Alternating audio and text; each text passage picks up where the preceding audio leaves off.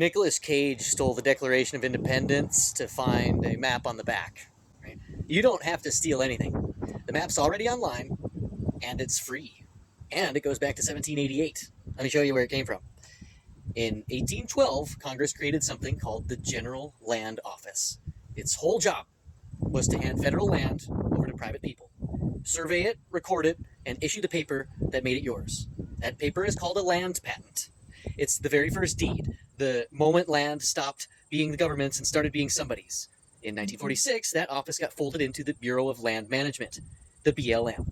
Most people know them as the agency that manages a couple 100 million acres out west. But here's the part almost nobody knows. They kept all the records. Every homestead, every cash sale, every military bounty grant. Roughly 1.5 billion acres of transfers sitting in a searchable database. glorecords.blm.gov. Free, no account. Over 5 million document images. Finding your family. You type in a last name, pick a state, that's it. If your people homesteaded, you'll find the original patent with your ancestor's name printed on it. You can download the image. 2 things to know. 1, the patent is just the last page. The actual application file is at the National Archives, and that's where the gold is. Residency proof, witness statements, citizenship papers, family names, you order it separately. Okay, and number 2, this trips everybody up. This only covers 30 states. The original 13 colonies aren't in there. Neither is Texas, Hawaii, Kentucky, Tennessee, Vermont, Maine, or West Virginia. Those states granted their own land. So if your family's in Virginia, you're going to go to the Virginia Archives. Texas, you're going to the Texas General Land Office, not the BLM. So here's the chain of title. The patent tells you where it all started. It doesn't tell you what happened after.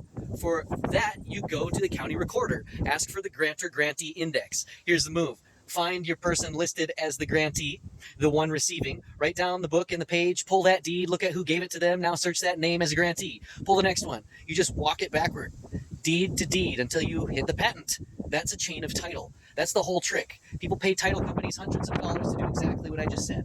Okay?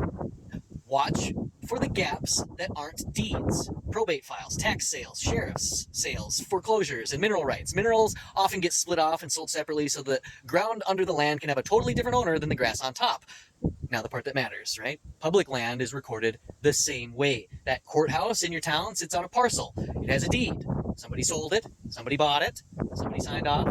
You can pull up your county assessor's parcel map, find the government buildings, then pull the acquisition deed, then request the minutes from the meeting where they approved it. And when public land gets sold off, that's where you look hardest. 4 numbers. What it was appraised at, was there an open bid process, what the price stated on the deed, and what do the transfer tax stamps say. When those 4 don't line up, you found something. That's not a conspiracy theory, and that's just reading. All of it is public record. All of it is requestable under your state's open records law, okay? One correction, you will hear people say that if you find your family's old land patent and record a declaration, you get allodial title. No property tax, no mortgage, untouchable. I have to be straight with you, though. That doesn't work, okay? Courts have shot it down every single time it's been tried. As far as I know, I could be wrong. Correct me if I am. A patent proves where the chain started. It doesn't erase what came after it. I'm telling you that because the research is powerful enough on its own. Don't let a bad claim discredit good work, okay?